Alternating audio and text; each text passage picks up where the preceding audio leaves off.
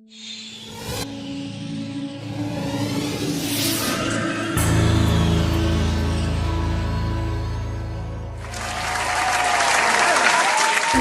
team number 4, and we're gonna present our TED Talk. So, I wanted to start with a story. Imagine someone that you truly love and admire. It can be your mom, your dad, your sibling, anyone. Now imagine they're feeling sick, really sick, and you can't do anything about it. However, the doctors tell you something that you're kind of interested in. They tell you there's a way you can make them feel better. There's a way that will help them relieve pain. One unique solution that has been illegal in our country since its beginnings. Would you do it? This solution is called medical cannabis, or the medical use of marijuana. The cannabis has a chemical reaction that is called tetrahydrocannabinol, aka TCH. This helps relieve pain and even cancer.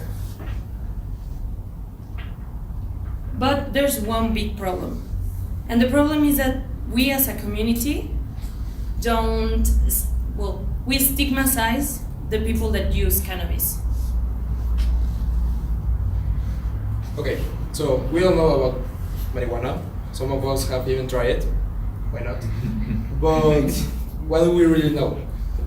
What is the marijuana? The marijuana is a combination of plants, of the leaves, seeds, and that's all. Well, but what it contains? It contains the THC, that is the chemical that gets you high. We all know what gets you high, right?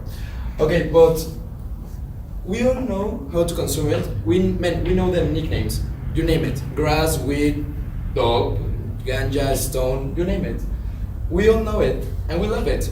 But to really get to know our MJ, there's some facts that may be interesting. Like, for example, during the World War II, soldiers used it like a sword of truth. Until 1942, doctors used to prescribe it to relieve the childbirth pain. Actually, nowadays, many women use it like to relieve the colics. You know that guy, George Washington, the guy in $1 bill? Well, he used to plant it in his backyard. So, if he can do it, we can, right? If we legalize marijuana, it will generate 8.7 billions per year, only talking about USA. It helps to Alzheimer and slows tumor growth, and there you got a justification to use it. If you eat a mango before smoking marijuana, the effects of the THC will multiply. So that last one was more like a tip than a fact. And for the last one, it never killed nobody, not like booze, not directly. So after all these facts, doesn't seem like too dangerous, right? Well, we are a pretty and tweak country. We really stigmatize weed users. We stigmatize drugs, and that's kind of bad because, well, Canada has just embraced cannabis and now it's legal. And since that, those kids will grow in a place where cannabis isn't stigmatized anymore.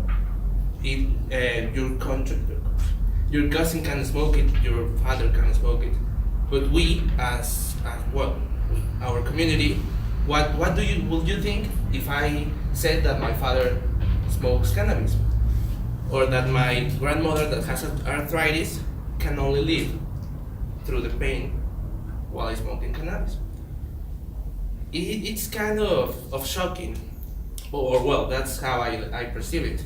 I don't know how you grow or where you grow, but we have to stop stigmatizing this, because if we felt bad, if we are struggling in our day by day, wouldn't you take it to make you feel better?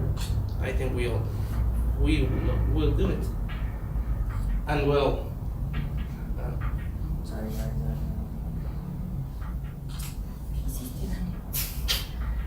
Once a wise man said, well, okay. Uh, Well, I want to explain this like examples and proof that the cannabis can be used for a positive reaction in the community or even the country. So this girl has 7-year-old, and she's Michaela and has leukemia, and she takes cannabis pills every day to slow. Well, she doesn't feel pain for all the other chemicals that she has to take, and they say that she's improving with that pill. Well, with those pills, and his toddler. He was diagnosed with epilepsy, and he takes cannabis oil every day, well, before eating, and he hasn't had any seizures because of the cannabis. And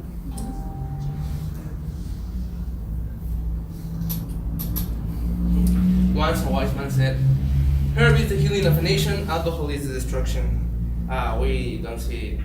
We don't want you to take it as this. The weed can help, even if you are not.